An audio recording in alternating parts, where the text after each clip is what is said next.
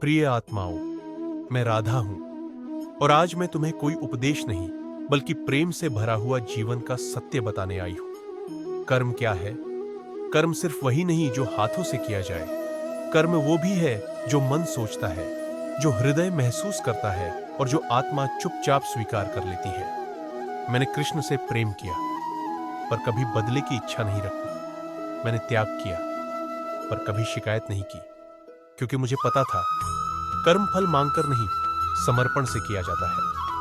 आज मनुष्य पूछता है, कर्म कैसे करे कि जीवन सफल हो जाए? मैं कहती हूं, कर्म इस तरह करो जैसे फल तुम्हारा नहीं, ईश्वर का हो। जब तुम किसी की मदद करो तो धन्यवाद की अपेक्षा मत रखो। जब तुम सच्चाई के मार्ग पर चलो तो दुनिया की तालियों का इंतजार मत करो, क्योंकि सच्चा कर्म शोर नहीं करता, वो मौन में लिखा जाता है।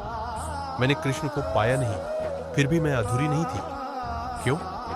क्योंकि मेरा कर्म प्रेम था और प्रेम कभी व्यर्थ नहीं जाता। याद रखना, जो व्यक्ति केवल अपने लिए कर्म करता है वो थक जाता है, और जो ईश्वर को समर्पित होकर कर्म करता है वो कभी हारता नहीं। आज तुम दुखी हो क्योंकि तुम फल से बंधे हो। आज तुम निराश हो क्योंकि तुम तुलना में जी रहे हो। मैं कहती हूं, कर्म को पूजा बना लो, फल अपने आप प्रसाद बन जाएगा।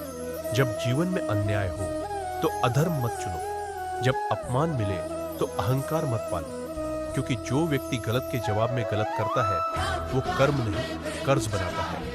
मैंने इंतजार किया पर शिकायत नहीं की। मैंने सहा पर विश्वास नहीं छोड़ा, क्योंकि मुझे पता था ईश्वर देर करता है, अंधेर नहीं। आज अगर तुम्हें लगता है कि तुम्हारा कर्म फल नहीं दे रहा तो समझ लो, ईश्वर तुम्हें मजबूत बना रहा है, सिर्फ सफल नहीं। कर्म वो दीपक है जो अंधेरे में भी जलता है, भले ही कोई देखे या न देखे। इसलिए मैं कहती हूँ, ईमानदारी से कर्म करो, प्रेम से कर्म करो और समर्पण से कर्म करो।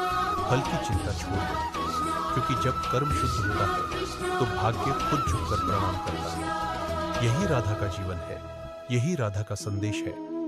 कर्म प्रेम से करो, फल अपने आप कृष्ण बन जाएगा। राधे राधे।